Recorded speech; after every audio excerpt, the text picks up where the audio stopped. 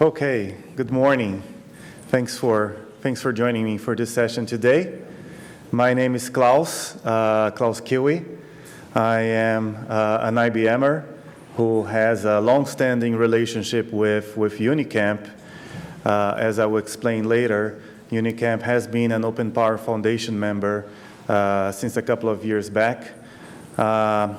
It's also my alma mater, which is convenient. But our story goes back even further and more, and is even more tied to our group in Brazil. So let me just start by saying that how can I change my slides here? Okay, so the Linux Technology Center team in Brazil really started as a small group inside IBM. Jeff Shee over there was one of the responsibles for this endeavor. We started back in 2003, so it's a long time ago already, with a small lab and a few students doing Linux development on power systems. But that evolved quickly. The Linux Technology Center in Brazil was established a year and a half later, and we had a team, growing from that initial investment that was inside Unicamp. And our relationship with Unicamp continued to evolve as well and continued to progress throughout the years. We went through a couple of different phases in our relationship with Unicamp. They were always very interested in exploring the power architecture, exploring how it could be useful for their research, for their teaching missions. But they're also always very interested in also developing the talent necessary to work on system architecture, system design, low-level system programming work. So it was always a fruitful relationship. So just for us to set up the team here. So what is Unicamp and what is Campinas, which is where I came from and we are talking about. So Unicamp is a state university in Brazil. Campinas is the city where it is located. And Institute of Computing is the actual entity inside university that we partner with in order to make this partnership across inside Power and further down OpenPower possible. This is Brazil. You will see that in bold I highlighted the state of São Paulo. So in the state of São Paulo, we are located in Campinas with about, the metro area has about 2.5 million people, and we are very close, 60 miles away from São Paulo, which has a 20 million people metro area. So just for you guys to know where we are in Campinas. Unicamp, it's one of the major state-sponsored universities in Brazil. Unicamp has about 36,000 students. About half of them are graduate students. They have, 1,900 faculty, more than 8,000 in staff. They are actually the #1 university in patent filings. And they are the #1 university in Brazil for number of publications per professor. The annual budget is around $1 billion per year, and they are ranked as the #3 top university in Latin America, being the #1 in computer science. So this is Unicamp. The region where Unicamp is, Campinas, which I showed you, is considered to be the Brazilian Silicon Valley. There are a lot of companies around that ecosystem. A lot of those companies are actually from people coming out of Unicamp directly. A lot of startups started with the Unicamp graduate or undergraduate students. And inside Unicamp, we are in the Brazilian term is Parque Científico e Tecnológico, but it's a tech park that they created a while ago to promote university and private initiative partnerships. And we are with a room that we have a rack of power servers that you can see here to the lower right. And we are in a building that also provides us with conference rooms and auditoriums. So there's some infrastructure we can use also as part of this partnership. The team itself are composed by myself and Rafael Seni, who is participating in the conference as well, and we'll be giving a talk about Travis, CI, and other good stuff later. We have currently 3 students. We actually have openings for another 2. We are in the process of selecting scholarship students. And we have 2 professors, Sandro and Lucas, who are guiding us through this effort. One of our most important initiatives in the OpenPower, and I will list more of them later, but one of our more important initiatives in the OpenPower contributions actually started before Unicamp even became a member of the OpenPower Foundation. In 2014, the lab at Unicamp started creating a community cloud service based on a product that was called Power KVM. And we had about, at the time in 2014, 11 worldwide users. In 2015, we initiated some tests with OpenStack. We jumped to about 300 worldwide users, so it was already becoming something we would be caring a lot more about. In 2016, we did the transition to OpenStack. We withdrawn Power KVM, and we jumped to about 400 users worldwide. And today, we are using OpenStack Rocky with a selection of Power 8 and Power 9 servers, and we have more than 600 worldwide users. Question: where are you getting your base KVM?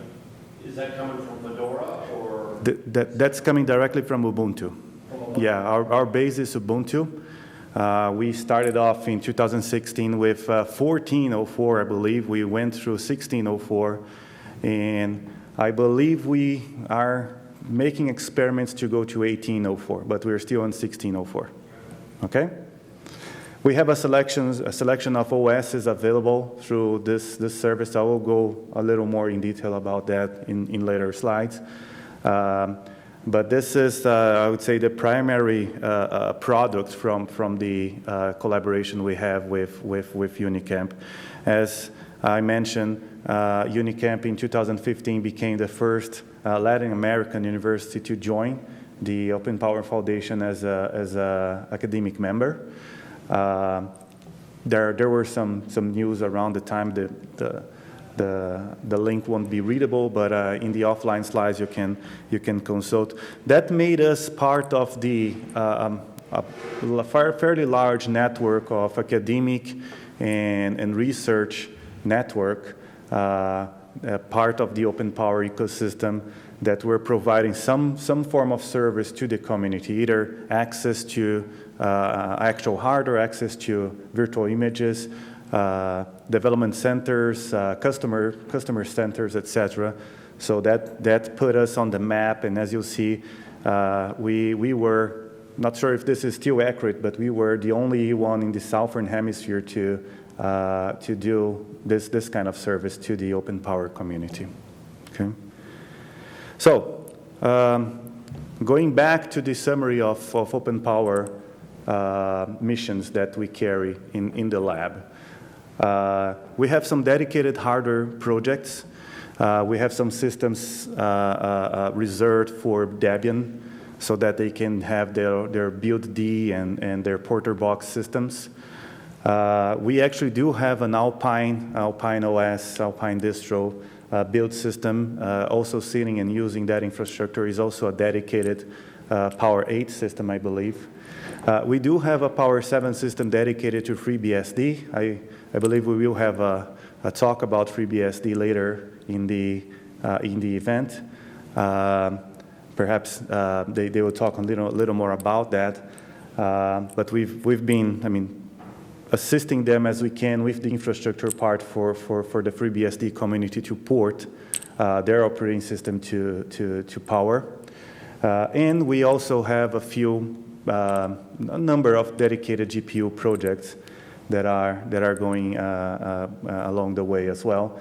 Those are generally time-boxed, 2 or 3 months, and those are generally very specific to either a professor in the university or a partner coming from the ecosystem, and we reserve a GPU-enabled system for them so that they can, do what they want to do, and there's a number of those that already happened. In addition to those, we do have what we call the hosted projects. Right now, in the next slide or in a slide further ahead, I will show what are the current hosted projects that we are doing. But I will quickly mention that we had a little project we called Power Graph. I'll show a little more on that later. It's currently on hold because we are looking for the student that could continue that effort. We also had the TensorFlow CI, glibc build bot, which is also the CI way that glibc does, and the GDB build bot as well. Those last 3 ones, we call them graduated because they started off in the Unicamp lab as students putting them together and setting up the CI for those projects. But since then, the community itself adopted that task, and students are no longer needing to maintain that themselves. So the community, and actually great news, right, that this is happening because the community accepted that contribution and it's maintaining that service themselves. And they're doing this through the last mission that I like to highlight, which is the Unicamp Minicloud. It is a public cloud. I did a quick count on August 12, around August 12. At that particular moment in time, in that snapshot, we had 147 images running, 24 of them in the tiny T-shirt size, right? In the tiny size with 1 vCPU, 38 with small, 32 with medium, 34 large, and 19 with the max configuration that we allocate. It's 8 vCPUs, 10 gigabytes of RAM. That actually, for everyone that requests us an image for the Minicloud instance, we will routinely allocate 8 vCPUs and 10 gigabytes of RAM and 80 gigabytes of disk total. And using those T-shirt sizes that we're seeing here on the right, the users can create their own configurations. They can create 3 or 4 different systems of small or tiny size. They can create a private network for them to communicate, or they can use all their resources and create one big system that will use up all the resource pool that we have allocated for them. Okay, so this was the snapshot. This is actually running on this rack. We have 2 Power 9 systems, 5 Power 8 systems, total of 567 cores, 760 gigabytes of RAM, about 10 terabytes of disk. We are running Ubuntu 16.04 plus OpenStack Rocky. The OpenStack that we are running is the Ubuntu flavored one. But we are doing a good job in keeping it updated and keeping it running.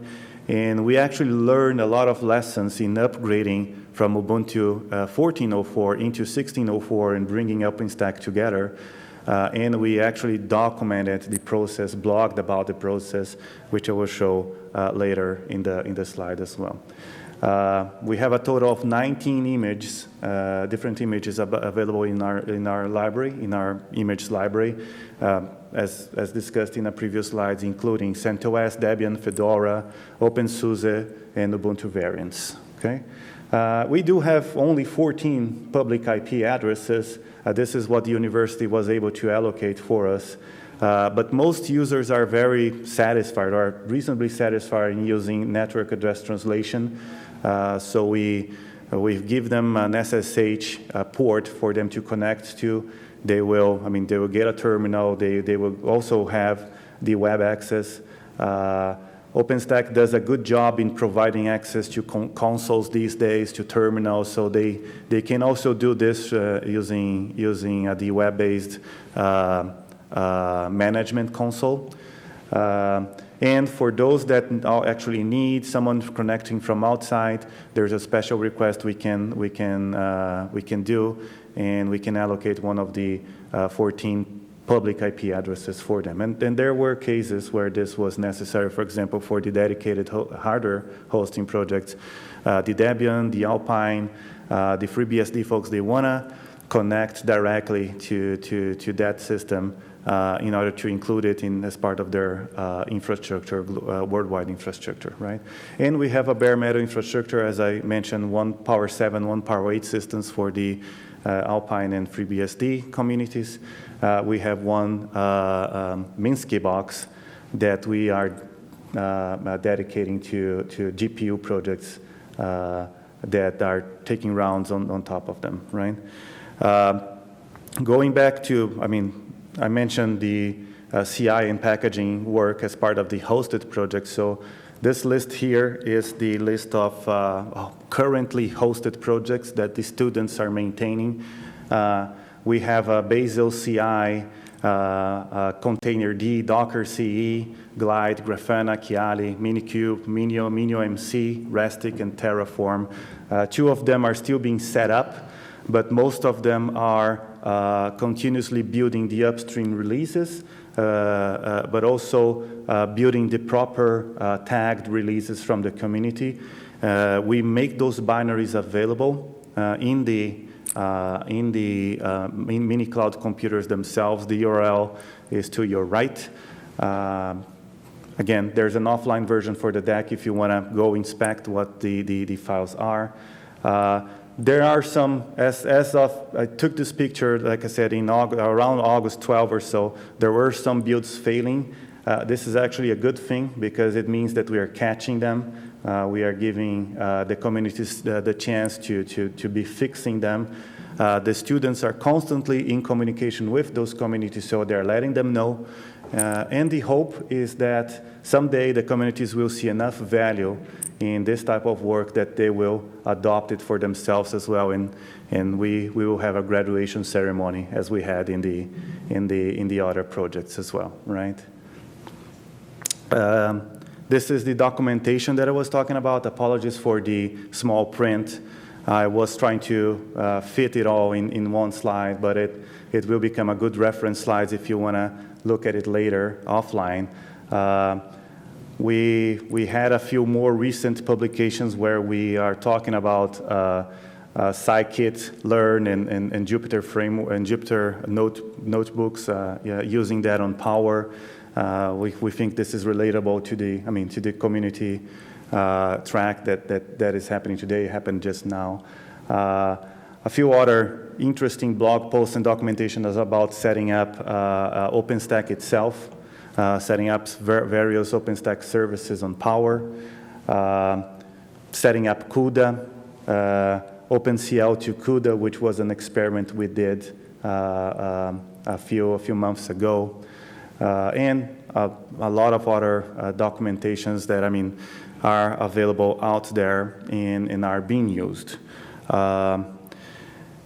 They are being used by this community, this map here. So this is kind of a map, and unfortunately, we don't have data that goes as far as 2003 when we first started, or 2014 when we first started the Minicloud project itself. So data is only recent as December 2017 when we started using Google Analytics to collect data from the website's usage. You'll see that most users are from Brazil. Second one is, I can read for you, it's United States, and then United Kingdom, India, Germany, France, Canada, Argentina, Russia, and Spain. In this time frame, we had about 2,241 unique users in the website, and again, those are those who are reading articles, reading documentation on the blog, or who are requesting an instance on the Minicloud service. We actually are still unable to count when the access is granted to the user, how much he's coming back. We have some statistics on the OpenStack for CPU usage and bandwidth, network bandwidth, disk bandwidth usage.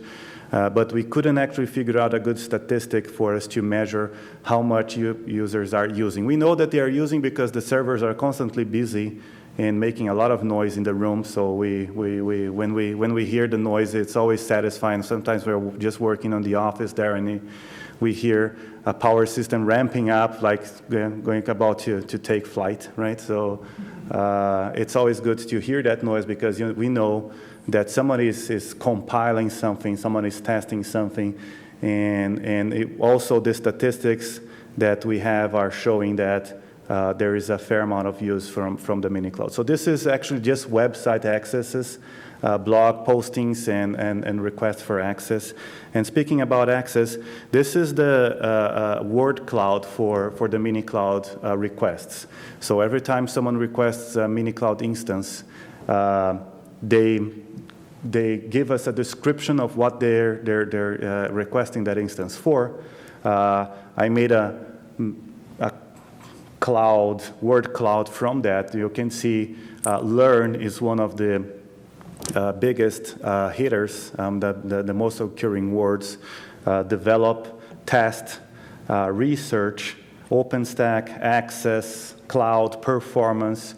Right, you'll see the bigger the word, the more hits, the more frequent its use was in the requests that we got from the community. Right.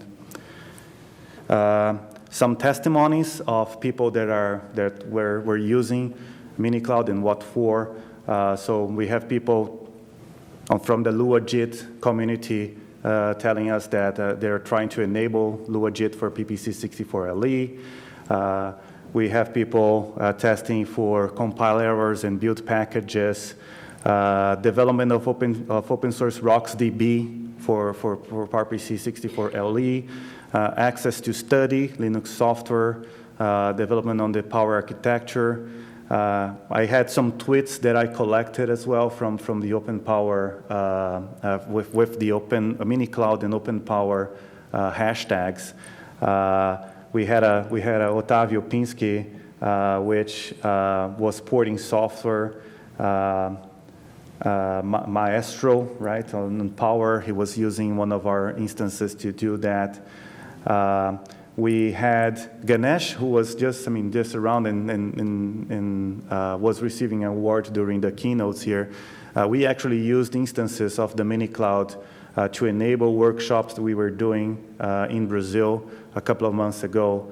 And a good thing is that, when we were doing those workshops, students, we gave the incentives to students to go ask for an instance in Minicloud so that they can continue their work, continue their exercises that were presented during the workshop. And we actually had a quite good number of students who requested these instances and continue to use those instances for months later after they were done with the workshop, right? And we have this person here from the left. I think it's actually Mono. The Mono community was thanking us for providing access to to a power system image, and And that was one of the ways they could port their software and test it and make sure it continues to be maintained. As I mentioned, we do have a project that is currently on hold, waiting for us to staff a little better the team. This is I'm unable to read on the top line, but it's called the Power Graph. Students were able to use the IPMI interfaces to those systems to start collecting data about power usage, power draw from the systems themselves, and they were able to graph that real time on a web application. This is an open source project. It's hosted on GitHub. Everyone can go there to see. It's a nice example of using open standards, open interfaces for visualization things that provide good value. The visualization part is actually very intuitive, and we had people asking us to do the same for x86 servers, to which we said no. Go do it yourself. But it's, I mean, the code is there. We are accepting contributions if we want to do it for x86 servers. It was a very useful tool for actually measuring, and this is something that was worrying the university, actually measuring the power draw for the systems we had hosted there in several parts of the day or several parts of the year, right? To request access to the Minicloud, you simply use that URL, openpower.ic.unicamp.br. Actually, that is the main portal. You will see links to the Minicloud and to our blogs and to our videos, to our events. You'll see links in there to everything that we are doing in this initiative. But once you are in the Minicloud team, you request access through a form. You briefly describe the purpose, and we routinely will grant you access in 2 or 3 days. As I mentioned, you will have up to 8 vCPUs and 10 gigabytes of RAM, and you can create your combination of systems within that pool. If you require more, please justify it, and we can probably figure out a way we can provide more as well. Now, this is the time I wanted to hear a little bit about feedback from you guys. I created a form. I don't think it's the QR code. I don't think it will be clickable. It will be available since, I mean, it's cutting off the upper portion. But it's a very simple URL, bit.do-unicamp 2019. If you guys want to help us out, figure out where we want to go, how we want to go about it for the next few projects that we engage on, your input would be very much appreciated. The first question is, what would you consider to be the strongest contributions to the OpenPower community? I won't read the options here. I just wanted to hear if there is anyone here passionate enough about any of those alternatives that want to raise their hands and tell what would be the strongest contributions, our strongest contributions to the community so far. Free and easy access, mission critical OSS communities like we do with Debian and Alpine, bare metal system access, continuous integration, creating and hosting the continuous integrations projects, the ones we call the hosted projects, documentation, or something else that anyone would like to specify. Anyone? Any takers? Jeff? You're always passionate about anything, so. Oh, I love this topic. I think the thing we've seen, and based upon the story, you sort of bring that up as well, the ability to do continuous integration tasks to help the community get there on power and get them to adopt and embrace, I think is the strongest part of this story. It's one thing to provide VMs, but that extra level of value on top of it, I think it becomes the piece in the ecosystem so that people can become self-sufficient. Excellent. And for me, that's a game changer in a lot of places. I'm going to second that because we were just talking about how TensorFlow and those are not being managed properly in the Anaconda packages because there's no continuous and development environment for them to leverage in that space. Yep. So we're watching packages get built that then become static. Yep. Yep. Yeah, and I think, Chris, to your point, some of these I don't want to say secondary ecosystems, but some of these additional package type ecosystems may need some additional tooling, may need some additional, I'll say, base offerings, kind of like the CI setups. Maybe we need, continuously build your Anaconda package. Maybe there's a level on top of that, or some template, or something we can facilitate people that we can get to out of that. Yeah, put that into the standard Anaconda system that they're already doing. Yep. And so, I keep looking for the next sort of, I'll say, application or solution you can stick on top of the VMs that'll help the ecosystem. And it likely has something either to do with packages or multi-arch or something in that space, right? Because we're continuously. Yeah. And go ahead. I was going to say, I think part of it is just dealing with each of the communities and the amount of bandwidth those communities have for having access and ability to want to actually expand their build environment and make it work. Because a lot of them are not. We don't have time for this. Yeah. But that's interesting because one of the best things about doing this work is that it's a good entry point for students who who don't know nothing about power, sometimes nothing about open source communities and development, but it's a useful service for anyone, any community. They usually routinely will not, send anyone away for offering those services. So it's a good entry point for integrating and for second-year students to start in this world. I love the story of your graduated projects and having students go work with those communities. That's terrific.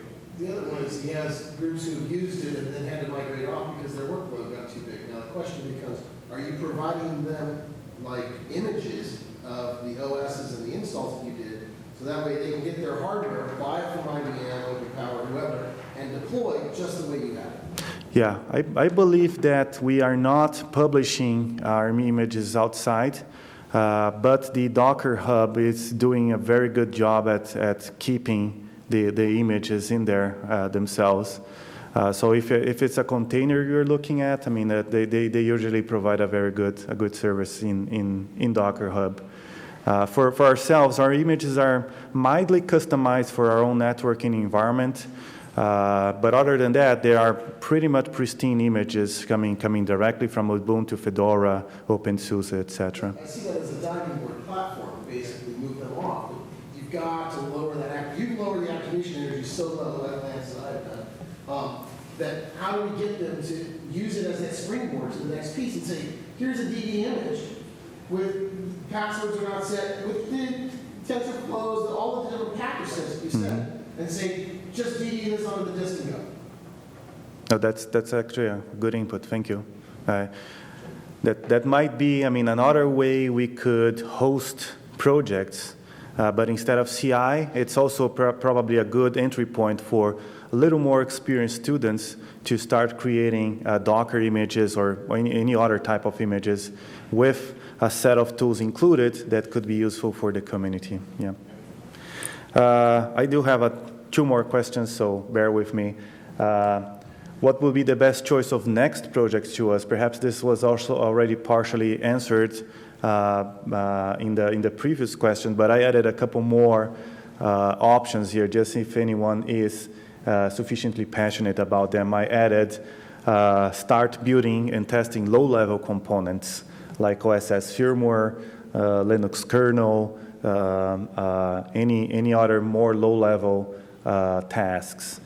I'm going to throw one out.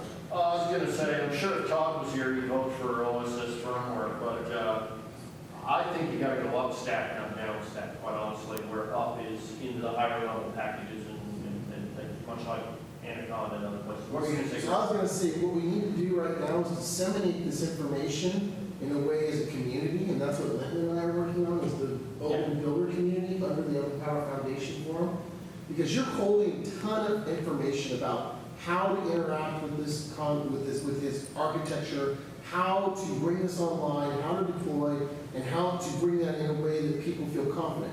One of the biggest problems we have is that the data that's out there right now is not searchable. And that gets people to think that there's not a lot of resources around PC64LE architecture.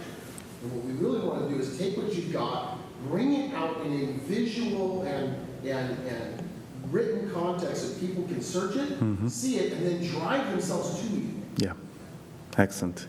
We actually had a round a couple of months ago where we asked the students to do CEO optimization for our blog postings. I don't know where that ended. I need to follow that up. But it was one of our objectives to be searchable, to be well indexed and well ranked in Google searches, so that people looking for keywords like OpenPower and OpenStack would lead them to us, since we have documentation on how to make those two things work together. Yeah. The last question, what would be the most important characteristic for the Minicloud service? If it's the total volume of virtualized servers, the total volume of, let's say, computing resources available, if it's access to NVLinks GPUs or CAPI FPGAs, or access to cloud computing environments and APIs. We were considering expanding our OpenStack offering to start including more OpenStack, more APIs that people could really start using to build power-ready cloud computing or cloud-native applications, right? So that was one of the possibilities, or BMC IPL low-level access. Again, I believe this was already partially answered in the previous slides, but if anyone wants to add any thoughts on top of it. I'm going to throw out there that the NVLink GPUs is crucial, because Moore's law is being met by the GPU world in that space, and that people right now are increasingly frustrated with moving data across the GPUs, and this changes the way that things look with that. And by getting people access to those and the CAPI FPGAs, we create a more heterogeneous computing concept to the world, and we're showing them that this is the forward pathway. Mm-hmm. Yeah, the real challenge there is it's not as simple as you guys have found out of simply throwing GPUs into a box and saying, that's good. You now have to start being conscientious about your back-end storage infrastructure and the networks behind it. And you got to feed the beast when you start doing the GPU stuff. Yep. Otherwise, people will immediately feel like it's not doing what they expected it to do, and then they're just going to Right. If I were going in a different direction under the assumption that Chris and Lance have GPUs and FPGAs and those sorts of things in their site, I would probably go to that cloud native environment and look at tooling and containers and building sort of, and just tackle that as something new and just see what happens. See if you can generate excitement out of that. Yeah. Yeah, you're completely right. The moment we add GPUs and NVLink, they will ask for InfiniBand adapters. They will ask for object storage. They will ask for, they'll ask for larger and faster storage and larger and faster networking. And so we recognize that there are people out there wanting to run real HPC and AI applications in a mini cluster that they can use. But giving access to a mini HPC or AI cluster the same way we are giving access to system images, the way we are doing in Minicloud, it's perhaps an exercise a little beyond our possibilities at this point. But we are open to any community members wanting to donate hardware or lend hardware so that we can enable this type of thing. So. How about getting people to do a service off of your cloud? You haven't mentioned that yet. So in other words, there's a lot of groups like Nimbus, for example. They actually produce a cloud that allows people to send service jobs at that cloud. And creating a context and a pathway for people to use your mini cloud as a mini service cloud. And then, once that service has been established, break it off and take it to. Yeah, we actually investigated this possibility. We need to go back to it. It wasn't completely clear what type of scheduler, what type of scheduler we would use. There's a possibility now that we use OpenShift for having a GPU-enabled worker node and containers in OpenShift running on top of OpenShift. We wanted to stay as company as agnostic as possible, but OpenShift is sufficiently open source, so I think that could be a good alternative. There are other alternatives. The university professors, they are big on a particular type of scheduler that they are using internally for their own projects. I can't remember its name right now, but it's an open community scheduler. Slurm, exactly. Yeah, that's it. Thank you, Jeff. But we are still trying to find, like I said, we got a batch of first and second year students. We need them to become older and more experienced before we can start throwing some of those more interesting challenges towards them. Right? What are you using for the storage backend on your computer? We are using Cinder, but I believe they are all in-node storage. There's no external. We do have an external one, but we are using it for backup, not for live production data at this point. That's what we started with, and then we shifted towards Ceph, and it's been much better. Ceph. Well, I need to consult with Raphael. He's the technical. Mastermind behind this. So, and I know that he will routinely, move up to the next thing. We use this group of students in Unicamp, and we treat them pretty much as a startup. So.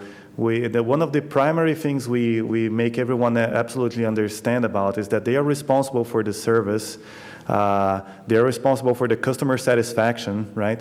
And they need to continue evolving it as we go. We don't allow, long downtimes for them to upgrade the hardware. We had one exception at the beginning of this year because we completely broken up in OpenStack in a way that we decided to start it over and do it all again. But they are able to continue deploying new services and new functionalities just the way a minor cloud computing provider would do in a rolling deployment type of model. So, and if you guys have any other feedback, please use the form. Please contact me on my email. Please contact me on Twitter or LinkedIn. I will be around also in the event for any other conversations you guys might have. And with that, thank you for your time today.